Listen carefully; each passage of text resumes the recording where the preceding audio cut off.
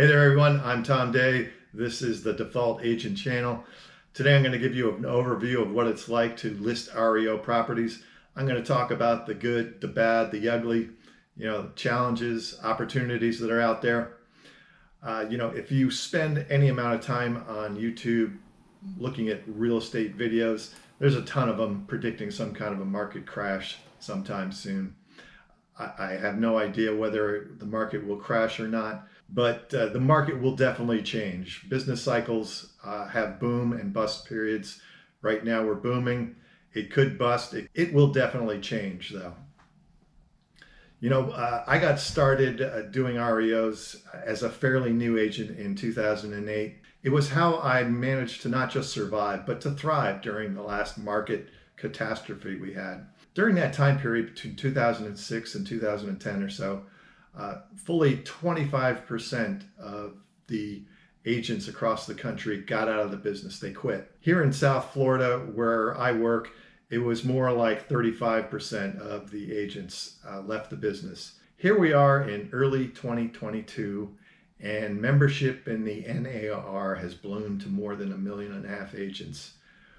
Where are all those agents going to be when the market turns down again? That's a question that you should be asking yourself, and I'm going to help you answer that question by running through the challenges that you'll find as an REO agent, as well as the opportunities that are out there, and then you can decide whether you want to jump into that niche. So let's get right into it. I'll start with one of the more obvious challenges to this niche, and that is that it's a very cyclical niche. Right now, there's not a lot of REO listings on the market.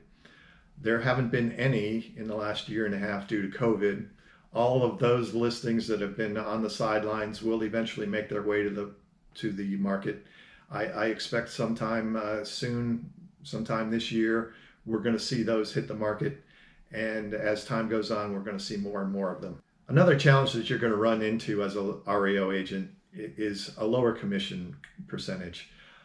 Typically, you're going to see probably 2% for the listing agent and maybe 2.5% for the buyer's agent on average. I actually got listings that were as low as 1%. Those were usually for a property that went on one of the auction sites, and those listings had less work involved in them. I would rather have a listing with a low commission that I knew was going to sell than a listing with a higher commission that I wasn't so sure would sell. And remember, all listings are a marketing opportunity for you as an agent. As an REO agent, you're going to deal with a lot of uncomfortable situations. One of the first tasks that you're going to have to handle when you get an REO assignment is you're going to have to go to that property and knock on the door and see if it's occupied. And I'm sure that you're not going to be surprised that whoever is answering that door is not going to be excited to see you. They may be confrontational. They may not answer the door at all. They may avoid you completely. And you'll have to go back to the property over and over again to confirm whether it's occupied or not. You're going to determine whether it's who is the occupant, whether they're the prior owner, whether they're tenants, or whether they're just squatters, which you will occasionally run across. Then you're going to occasionally have to deal with evicting whoever is occupying that property. Now, I had to deal with fewer evictions than you probably would expect. The banks really don't want to evict anybody. It's an expensive and time-consuming process. What they would do would be they would offer financial incentives to whoever was living there to leave the property and take all their belongings with them, as well as their garbage and trash. It would be up to you as a listing agent to negotiate what we called a cash for keys. You would negotiate a dollar figure for them to agree to leave the property in a certain time frame and agree to take all of their personal property as well as trash from the property. Then you had to make sure that once the day that came that they moved out and were ready to accept that check, that they had done as they had promised and removed all that personal property. If they moved out if they left the property but didn't move out all their stuff, you're not allowed to give them that check. If you did, then you would be responsible for the costs incurred in getting rid of those belongings. Now, as an REO agent, you're going to get a lot of shitty properties that have been vandalized by either the prior owner or squatters or whoever. Some of them may be uninhabitable. Some of them may just be completely run down because due to lack of maintenance from the prior owner. It will be up to you to get it in as marketable condition as possible. Now, you can't be selective in the properties that you accept or decline, and you do get that choice whether to accept or decline an assignment. I would recommend that you don't decline any properties that you're offered. If you do, then you're unlikely to get more listings. You really can't be selective. You should take every listing that you're offered and do the best job you can with it. And my last challenge that many of you will come across, if at least if you are not very well capitalized, is that you're expected to fund a certain amount of the repairs if needed, or the ongoing maintenance of the property. The asset managers will expect you to pay certain bills, like the utility bills and the maintenance bills for lawn maintenance and pool maintenance if they have one, and repairs if needed. Now, you do get reimbursed, of course. You have to keep good records, maintain your receipts, and submit them with an expense report on time, because you will have deadlines, and if you don't meet those deadlines, then you won't get paid. That never happened to me because I was paranoid about it, and I made sure I kept good records and made all of my deadlines. So there we are. That's most of the BS that I can remember having to deal with.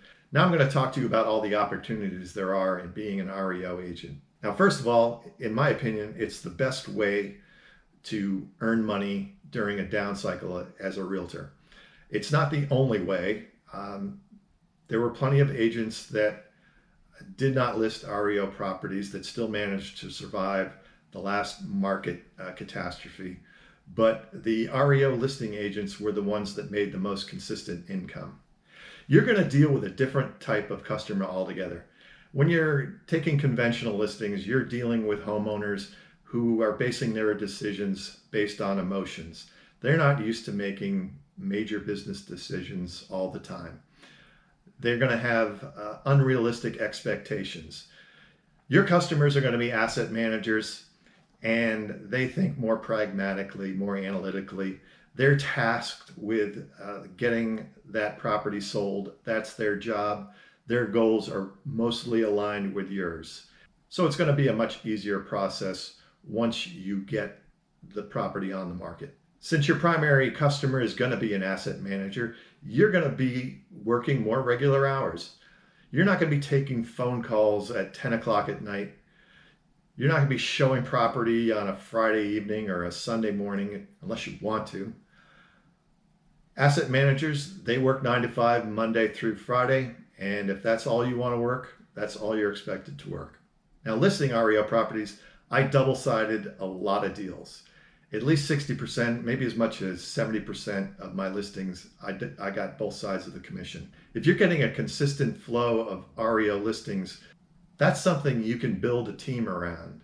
You can hire buyer's agents to show your properties for you and field the offers and do all of that crap, and just do the tasks associated with the listing agent, and as well as collect a split from those buyer's agents that you hire.